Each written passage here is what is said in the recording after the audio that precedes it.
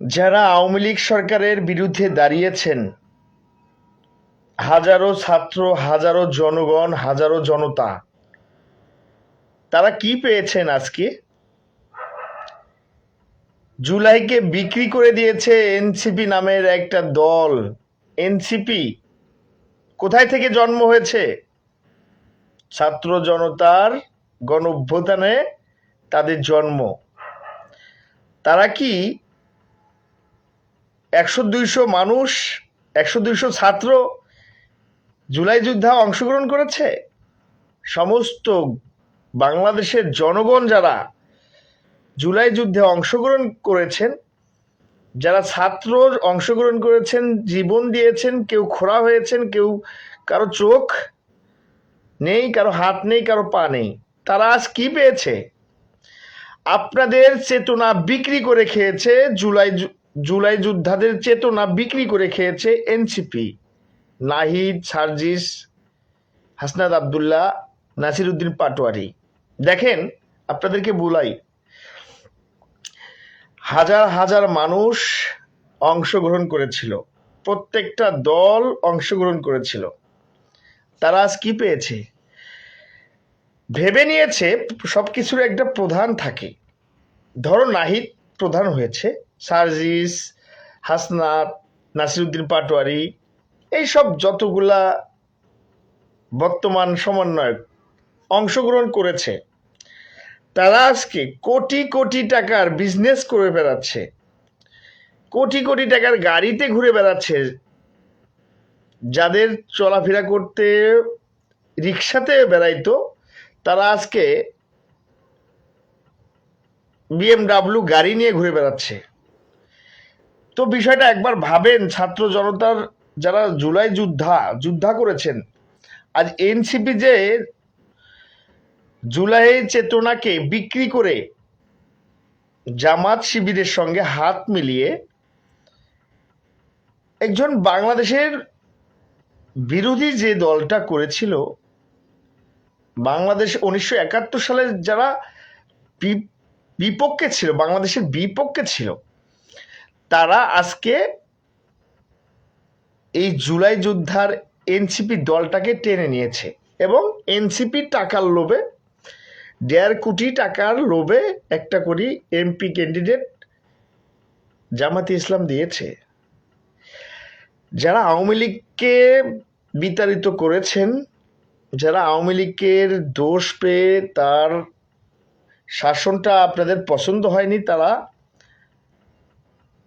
জুলাই যুদ্ধে অংশগ্রহণ করেছেন। তাদেরকে বলবো, আপনারা যে জুলাই যোদ্ধা হিসেবে মাঠে নেমেছিলেন, পুলিশ প্রশাসনের সামনে বুক পাতিয়ে দাঁড়িয়ে রয়েছিলেন, তারা আজকে কি পেয়েছেন আপনারা ভাই? বুকে হাত দিয়ে বলেন, কি পেয়েছেন? আপনাদের চেতনা বিক্রি করে নাহিদ ইসলাম কোটি কোটি টাকার ব্যবসা বিজনেস করে বেড়াচ্ছে। জুলাইয়ের চেতনা বিক্রি করে কোটি কোটি টাকার বিজনেস করে বেড়াচ্ছে। আজকে এমপি ক্যান্ডিডেট হয়েছে তারা। তো যারা আওয়ামী লীগ সরকারের বিরুদ্ধে ছাত্র জনতার গণ অভ্যুত্থানে অংশগ্রহণ করেছেন, তাদেরকে বলবো, আপনারা কি পেয়েছেন? আপনাদের মূল্যটা কোথায়?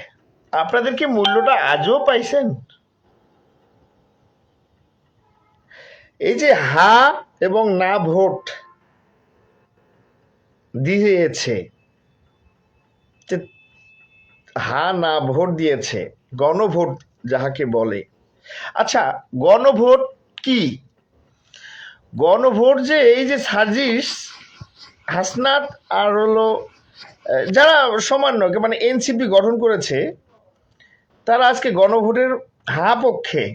কেননা ওরা 1971 সালটাকে বাদ দিয়ে 2024 জুলাইটাকে সামনে নিয়ে আসতে চাচ্ছে। কেন ভাই? কিভাবে? 1971 সাল কি আলতাফ ভাই, 1971 সাল কি ভেসে এসেছে? বাংলাদেশ পাকিস্তানের কাছ থেকে আলাদা হয়েছে। যারা জুলাই যোদ্ধা তাদেরকে বলবো, আপনাদের মূল্যটা কোথায়? আপনাদের মূল্য কি? কি দিয়েছে আপনাদেরকে? আপনারা ছাত্ররা, ছাত্র জনতারা একটা দল গঠন করলেন, সেই দলটাও আপনারা টিকাইতে পারবেন না, পারতেছেন না। কেন পারতেছেন না জানেন? আপনাদের যারা, আপনাদের চেতনা, জুলাই যোদ্ধা, 24শে গণঅভ্যুত্থান, এই যে আপনাদের চিন্তাগুলা, আপনাদের চেতনাকে বিক্রি করে আজকে তারা কথিতকার কয়েকজন, মানে 200-300 এরকম ব্যক্তিরা কোটি কোটি টাকার মালিক হয়েছে। আমার রক্তের উপরে দাঁড়িয়ে ওরা কিভাবে বেইমানি করতে পারে, আমাদের চেতনাকে কিভাবে বিক্রি করতে পারে? এনসিপি দল করেছে, গঠন করেছে, ভাবছিলাম যে জনতার পার্টি হবে, ওইটা জনতার দল হবে, কিন্তু না, ওরা নিজেদের স্বার্থ হাসিল করার জন্য হাজার হাজার মা বোন, হাজার হাজার ছোট ছোট বাচ্চাদের, হাজার হাজার লোকদের ব্যবহার করেছে। আর আমরাও শালা বাঙালিরা হুসুকে মাতাল। কোন তো ভাই, এই বাংলাদেশটা পাকিস্তান বানাইতে চাচ্ছেন? এই বাংলাদেশটা আফগানিস্তান বানাইতে চাচ্ছেন? এই বাংলাদেশটা সিরিয়া বানাতে চাচ্ছেন? এই বাংলাদেশটা ইরান বানাইতে চাচ্ছেন? এই বাংলাদেশটা সুদান বানাইতে চাচ্ছেন? এই বাংলাদেশটা নেপালন বানাইতে চাচ্ছেন? এই বাংলাদেশটা ফিলিস্তিনি বানাইতে চাচ্ছেন? আমরা স্বাধীন সার্বভৌমত্বের অধিকারী, আমরা মুক্ত আকাশে ঘুরে বেড়াবো। কিন্তু আপনারা কি চাচ্ছেন দেশটাকে? মনে রাখবেন, যে দেশে হিংসা প্রতিহিংসা থাকবে সেই দেশে মানুষ কখনো শান্তিতে থাকতে পারবে না। যে দেশে হিংসা প্রতিহিংসা থাকবে, যে দেশে স্বার্থের জন্য মানুষকে মেরে ফেলবে, ওই দেশে কোনোদিন শান্তি বর্ষিত হবে না।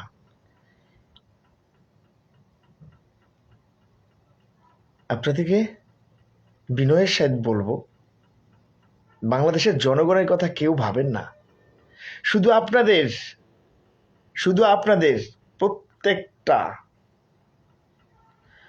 আপনাদের প্রত্যেকটা মানুষের নিজের পকেট ভরার জন্য বাংলাদেশের জনগণকে ব্যবহার করেন। তো বাংলাদেশের জনগণ কোনোদিন শান্তি পাবে না। বাংলাদেশের জনগণ কেন শান্তি পাবে না জানেন? ভুল পদক্ষেপ নেয়, হুসুকে মাতাল হয়ে যায়। কেন এই বাংলাদেশের গণঅভ্যুত্থান হওয়ার পর কোটি কোটি ছাত্র জনতা, লক্ষ লক্ষ ছাত্র জনতা নেমে গেছিল, তাদের পকেটে 2 টাকাও নাই। তাদের কি 10 টাকার অধিকার আছে? তারা কি 2 টাকার মালিক হয়েছে? কিছু কিছু কতিময় নেতা আজকে ক্ষমতার মসনদে বসে গেছে। আর ধূমকেতুর মতো একবারে তৃণমূল থেকে রাজনীতি করা শেখেনি, রাজনীতিতে আসতে না আসতেই সরকারের পদে বসে গেছে। আসলে আমি যদি কথাগুলো ভুল বলে থাকি আমাকে মাফ করে দিবেন।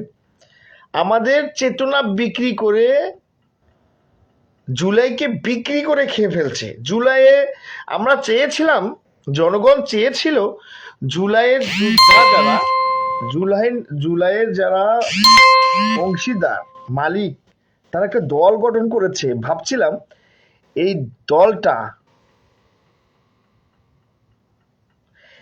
এই যে এনসিপি দলটা জনগণের কথা বলবে, এনসিপি একক নির্বাচন করবে, এনসিপি বাংলাদেশের প্রত্যেকটা মানুষের হৃদয়ে জায়গা নিয়েছিল। কারণ ছাত্র জনতার কাতারে এনসিপি দাঁড়িয়েছিল।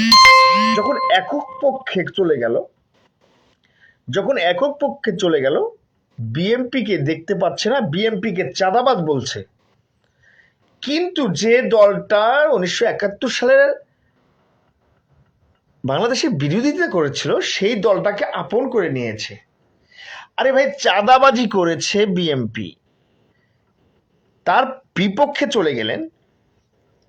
1971 সালের যারা রাজাকার ছিল, যে দলটা হাজারো মা বোনদেরকে পাক বাহিনীদের হাতে তুলে দিয়েছিল, তাদেরকে আপন করে নিলেন। জাতীয় পার্টি কি করেছিল? তাদেরকে ঘৃণা করলেন আওয়ামী লীগের সাথে যুক্ত হওয়াতে। আমার মাথায় আসে না, আপনারা এনসিপি দল গঠন করেছেন, আপনাদেরকে টানবে প্রত্যেকটা সরকার, কেন জনতার কাতার থেকে আপনারা নিজের পার্সোনালের সিদ্ধান্তে, একক সিদ্ধান্তে কেন জোটে গেলেন? আপনারা নিজেরাই কেন 300 আসনের প্রার্থী দিলেন না? আপনারা তো অনেক কোটি কোটি টাকা মেরে দিয়েছেন। আপনাদের ভাগ্য অনেক বড় রে ভাই, বিশাল বড় ভাগ্য আপনাদের। আমরা চেয়েছি এনসিপি বাংলাদেশের একটা জনতার দল হোক, জনতার শক্তি ওইটা, যার উপরে ভর করে আমরা কথা বলতে পারবো। আজ আপনারাই রাজনীতির মাঠেই প্রতিহিংসা সৃষ্টি করে দিয়েছেন। বিএনপি তো আপনাদেরকে নিয়ে কথা বলে না, আর যখন বিএনপি আপনাদের নিয়ে কথা বলবে তখন আপনাদের তলে যে চেয়ারটা থাকবে ওই চেয়ারটাও থাকবে না। আপনারা যারা, বুঝতে পেরেছি ভাই, দেখতে দেখতে আর শিখে ফেলছি। আজকে কেন সার্জিস, কেন হাসনাত, কেন নাহিদ একা একটা আসন পাও আর না পাও, একটা দল হয়েছে তো, তাহলে আপনাদেরকে এমপি হতে হবে, কোনো জোটে যেতে হবে কেন? আপনারা জাতীয় পার্টির সাথে জোট করলেন না? আপনারা আওয়ামী লীগকে বিতাড়িত করে বিএনপিকে মাঠ থেকে বাইরে রাখার ষড়যন্ত্র করে যাচ্ছেন কেন? কি কারণে?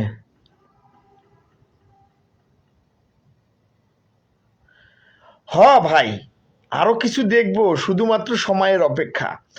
এই যে এনসিপি, কথাটা বলি আপনার, এই যে এনসিপি, আমি এবং আমাদের বাংলাদেশের প্রত্যেকটা মানুষের ভাবনা ছিল, কথাগুলো মাথায় রাখবেন। আমি এবং আপনার প্রত্যেকটা মানুষের ভাবনা ছিল, এনসিপি প্রথমে যখন দল গঠন করেছে তখন কিন্তু আমরা ভেবেছিলাম ওরা প্রত্যেকটা নাগরিককে নিয়ে, প্রত্যেকটা জনতাকে নিয়ে, প্রত্যেকটা ছাত্রকে নিয়ে একটা দল গঠন করবে, যেখানে জনগণের কথা ওরা বলবে। ওরা কেন জাতীয় পার্টিকে বকাবাজি করবে? কেন বিএনপিকে বকাবাজি করবে? কেন আওয়ামী লীগকে বিতাড়িত করেছে ঠিক আছে, কিন্তু আওয়ামী লীগকে কেন বকাবাজি করতে হবে? আমার মাথায় আসে না।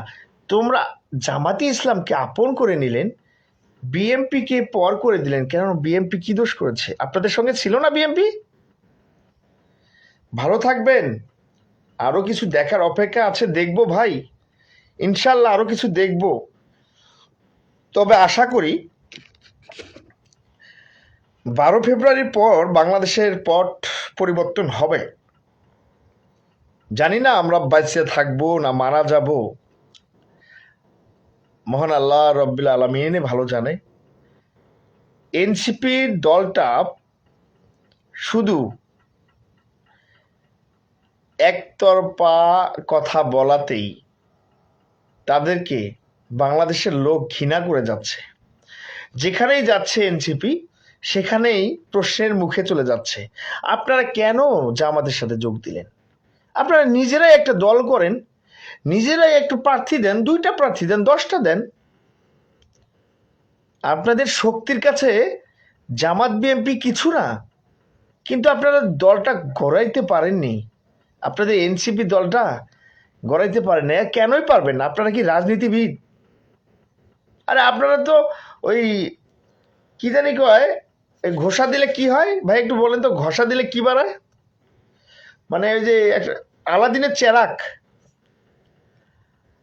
ভালো থাকেন ভাই, ঠিক আছে। আলাদিনের চেরাকের একটা মতো আপনারা রাতারাতি কোটিপতি হয়ে গেলেন, রাতারাতি সরকার হয়ে গেলেন। ভাই, এক মাঘে শীত যায় না। আওয়ামী লীগ 17 বছর ক্ষমতা ধরে রাখছিল মানুষের জবান বন্ধ করে দিয়ে। আপনারা সেই রাস্তায় হেঁটে যাচ্ছেন। আপনারা মনে করেন না বাংলাদেশে আওয়ামী লীগ আছে, বাংলাদেশে বিএনপি থাকবে, বাংলাদেশের জাতীয় পার্টি থাকবে। আমার তো মনে হয় না যে আপনার এনসিপি বাংলাদেশে, আমার মনে হয় না, আসলে আমার সন্দেহ হয় বাংলাদেশে আপনাদের যে অবস্থান, জনগণ তো আপনাদের সঙ্গে নেই। আপনারা দলটা কিভাবে চালাবেন? আজ বড় বড় কথা বলেন। এই যে দেখা যায় কিছু, এই যে আমরা ভিডিওতে দেখতে পাচ্ছি নাসির উদ্দিন পাটোয়ারি, ওনার প্রতিদ্বন্দ্বিত মির্জা আব্বাস, তাকে নিয়ে কি কটূক্তি, মানে কিভাবে কথা বলছে, যাতে করি মির্জা আব্বাস ওর উপরে ক্ষুব্ধ হোক, জনগণ বুঝুক যে মির্জা আব্বাস তার উপরে ক্ষেপে গেছে। আরে ভাই, মির্জা আব্বাস কি এতই কাঁচা মানুষ যে তোমার উপরে যখন তখন ক্ষেপে যাবে? কখনোই তোমাকে ক্ষেপে যাবে না তোমার উপরে। হাদিকে মারছে কে? হাদি কেন মারা গেছে সেটা আল্লাহ পাকে ভালো জানে। হাদি তো প্রত্যেকটা দলেরই সমালোচনা করেছিল, কিন্তু হাদিকে মারলটা কে? আমার প্রশ্ন থেকে যাবে। ভাই, আপনাদেরকে এখনো বলি, আপনাদের অল্প বয়সে যারা, ওই যে একটা কথা আছে না, অল্প বয়সে পাকলে বাল, তার দুঃখ চিরকাল। তো যাই হোক, ভালো থাকবেন। আল্লাহ হাফেজ। আল্লাহ আপনাদের সুখে রাখুক, ভালো রাখুক। অনেক কথা বলে ফেলছি আমার আবেগের ভেতর থেকে। আমি বাংলাদেশের নাগরিক বলে অনেক কথা বলার ছিল, বলছি, বলতে চাই। শুধু আপনারা শুনবেন, তার উত্তর দেন। বাংলাদেশের আপনারা এটাই, আমার শুধু মাথায় এটাই আসে যে 5 বছর 10 বছর পর হলেও তো আওয়ামী লীগ বাংলাদেশে অবস্থান নেবে না। সারা জীবনের জন্য আওয়ামী লীগ কি বিতাড়িত হয়ে গেল?